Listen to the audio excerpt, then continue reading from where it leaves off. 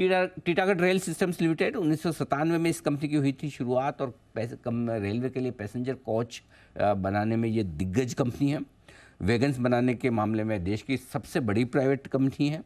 टीटागढ़ पश्चिम बंगाल और भरतपुर राजस्थान में 2 जगह इनके पास इंजीनियरिंग इंफ्रास्ट्रक्चर है, और भारत और यूरोप में कई सारी सब्सिडीज इस कंपनी के पास हैं। आइए मैं आपकी मुलाकात करवाता हूँ कंपनी के वाइस चेयरमैन और मैनेजिंग डायरेक्टर उमेश चौधरी साहब हमारे साथ कार्यक्रम में शामिल हो रहे हैं। चौधरी साहब का 25 साल से ज़्यादा लंबा गहरा अनुभव है इस इंडस्ट्री का। CII Indian chamber of commerce, WBIDC के बोर्ड में आप डायरेक्टर के तौर पर रह चुके हैं। 2010 में आपने कोलकाता में स्विट्जरलैंड के ऑनररी कौंसिल की भी भूमिका निभाई है। चौधरी साहब, बहुत बहुत स्वागत है आपका। धन्यवाद हमें समय देने के लिए। पिछला क्वार्टर आपके लिए नतीजों के लिहाज से बहुत मजबूत रहा। मुनाफे प्रॉफिट के लिहाज से देख लें, कामकाजी मुनाफा देख लें, मार्जिन देख लें। सबसे पहले एक बिजनेस एनवायरनमेंट के लिहाज से मैं आपसे राय लेना चाहता हूं पूरी इंडस्ट्री पर। रेलवे को लेकर इस वक्त जो रेलवे से जुड़ी हुई कंपनियां हैं उनको लेकर किस तरह का बिजनेस का माहौल है?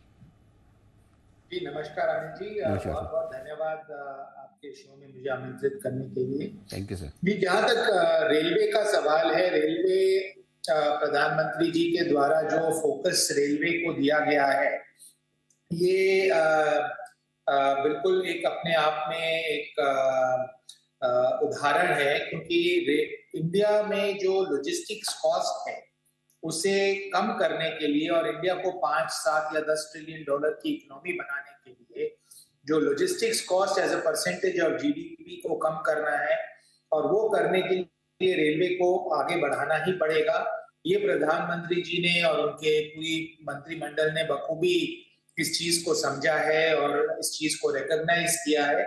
और सबसे अच्छी बात, बहुत ही एक स्पीडी तरीके से और बहुत ही ऑर्गेनाइज तरीके से उसको इम्प्लीमेंट कर रहे हैं। तो रेलवे में जो जिस तरीके की हम लोगों ने लास्ट 5-7 साल में और पर्टिकुलरली लास्ट 1.5-2 सालों में जो कामकाज का जो एक दृश्य देखा है, ये हिस्टोरिक ही माना जा सकता है। बिल्कुल ठीक बात है। तो हिस्टोरिकल मूवमेंट आप देख रहे हैं रेलवे सेक्टर में, काफ़ी माहौल बदलता और बढ़ता हुआ दिख रहा है। सर, इसका असर आपकी ऑर्डर बुक पर किस तरह का पड़ रहा है? पिछली तिमाही में कितने ऑर्डर्स आपको मिले हैं? इस वक्त ऑर्डर बुक कहाँ तक पहुँच चुकी है, और इसको एग्जीक्यूट करने के लिए कितना समय आपको लेना होगा? जी बिल्कुल, ये हमारी जो ऑर्डर बुक्स हैं अनिल जी, ये अगर आप देखें तो ये कैपिटल गुड सेक्टर में हम बिलोंग करते हैं, तो हर क्वार्टर में ऑर्डर इनटेक नहीं होता। ये एक तरीके से लंपी ऑर्डर इनटेक होता है। बट मैं आपको जो आंकड़े बताने जा रहा हूँ उससे पूरी तरीके से डेमोन्स्ट्रेट होगा कि रेलवे में किस तरह की स्पीड आ रही है, किस तरह की गति आ रही है। मार्च 2022 में हमारी ऑर्डर बुक जो लगभग 1500 करोड़ रुपए की थी, मार्च 23 में हमारी ऑर्डर बुक लगभग 27-28 हजार करोड़ रुपए हो गई थी। तो ये इस तरीके का जो मूवमेंट आया है हमारे सेक्टर में, ये हमें बहुत सपोर्ट कर रहा है। जहां तक एग्जीक्यूशन का सवाल है, जैसा आपने देखा है लास्ट 2 क्वार्टर में हम 900-950 करोड़ रुपया पर क्वार्टर की रेवेन्यू जनरेट कर रहे हैं। और क्योंकि हमें ये कई प्रोजेक्ट्स हमारे जैसे वंदे भारत है, व्हील है, ये सारी की सारी 2025 में 2025-26 के दौरान ये प्रोडक्शन चालू होगा। तो ये आगे चल करके फर्दर जंप होगा। अभी ये इस लेवल पे हम कुछ स्टेबलाइज करेंगे और उसके बाद 2025-26 तक फर्दर उसे जंप करेंगे। तो जहां तक वैगन का सवाल है, हम अभी करीब 650-700 वैगन प्रोड्यूस कर रहे हैं, और इस साल के अंत तक या beginning of the next year हमारा ये टारगेट है, हम इसे 1000 वैगन के और ले जाएंगे। तो सर, अगर मैं सही समझ, मतलब आप साल भर की इस वक्त करीबन आप 4000 करोड़ की सेल्स कर रहे हैं, राइट सर? उसके सामने आपके पास में करीबन 25,000 करोड़ के ऑर्डर्स हैं। जी 25-27 हजार करोड़ लगभग जो लास्ट हमने डिक्लेयर किया था, मुझे एग्जैक्ट याद नहीं है, पर बिकॉज हम क्वार्टरली रिजल्ट्स अपने रिजल्ट्स के साथ ऑर्डर बुक डिक्लेयर करते हैं, तो मैं उसी नंबर पे स्टिक करना चाहूंगा। बिल्कुल। तो 6-7 साल का तो काम है, मतलब जो आप 2025-26 तक कंप्लीट करना चाहते हैं। सर, अब क्योंकि ऑर्डर तो बहुत है, कमी है ही नहीं, काम की कमी नहीं है, मैं ये समझ सकता हूँ। एग्जीक्यूशन, क्या इसकी पूरी तैयारी है, या इसके लिए कुछ और नई कैपेसिटी आप बढ़ा रहे हैं, एक्सपांशन प्लान कर रहे हैं? जरा वो भी समझाएं सर। जी बिल्कुल, हम नए एक्सपैंड, जैसा मैंने कहा, वैगन में हम 700, 650, 700 वैगन अभी बना रहे हैं। उसी के साथ हम फाउंड्री की कैपेसिटी अपनी बढ़ा रहे हैं। और वंदे भारत जो है वो अपने आप में ही एक अलग ही स्टोरी है। हम अभी मेट्रो कोचेस पूना के बना रहे हैं, बैंगलोर के बनाना चालू हो रहा है, सूरत मेट्रो हमें मिल गया है, और वंदे भारत का हम एक नया लाइन बैठा रहे हैं जिसका काम ऑलरेडी तेज गति से चालू हो चुका है और 2025 में उसकी प्रोडक्शन चालू होगी। प्लस व्हील प्रोजेक्ट जो हमने और रामाकृष्ण फोर्जिंग ने एक जॉइंट वेंचर में व्हील प्रोजेक्ट लगाने का निर्णय किया है, और जिसका टेंडर हमें अवार्ड किया गया रेलवे के द्वारा, वो भी 2025-26 में प्रोडक्शनाइज हो जाएगा। तो काफी कुछ प्रोजेक्ट्स जो हैं वो अभी ऑनगोइंग हैं, कैपेसिटी एक्सपेंशन के और नए प्रोडक्ट्स के दोनों के।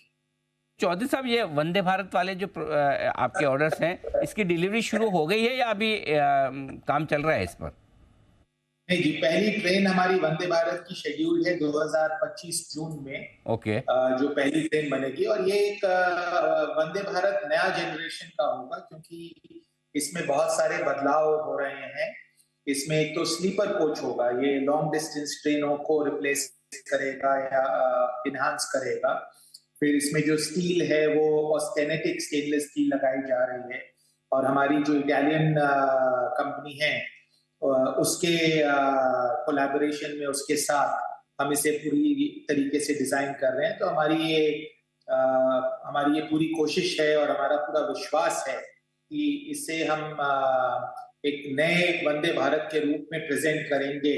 और जो माननीय प्रधानमंत्री जी का एक विजन है कि भारत में जो एस्पिरेशनल इंडिया है और जो एस्पिरेशंस हैं उन्हें हम फर्दर कैसे आगे बढ़ा सकें और उन्हें इस तरह से प्रेजेंट कर सकें, ये ट्रेन अपने आप में ही एक बहुत नए फीचर्स प्रेजेंट करे। ओके, हम तो सोच रहे थे कि सर अभी जो ट्रेन बन रही है वंदे भारत की, वही अपने आप में एक नेक्स्ट जनरेशन है। आप अगले साल जब तक ये बनाकर कंप्लीट करेंगे, कुछ और बेहतरीन मॉडिफिकेशंस और बेहतरीन अपडेट के साथ होगी, मज़ा आएगा। देखेंगे सर, एक अलग एक्सपीरियंस भी होगा। ये बताएं सर कि इंडिया का बिजनेस तो ज़बरदस्त है, जोरों में आप बता ही रहे हैं, सारा सब कुछ ठीक चल रहा है, बहुत ही बढ़िया माहौल है। बाहर आपके एक्सपोर्ट बिजनेस का क्या हाल है, वहाँ का अपडेट दीजिए सर। एक्सपोर्ट बिजनेस जहां तक सवाल है, ये जैसा कि हम लोगों ने हाल ही में पढ़ा न्यूज़पेपर्स में कि भारत सरकार इंडिया को एक विश्व स्तर पे इंडियन रेलवे इंडस्ट्री को विश्व स्तर पे ले जाना चाह रही है, जिसके लिए PLI कंसिडर किए जा रहे हैं।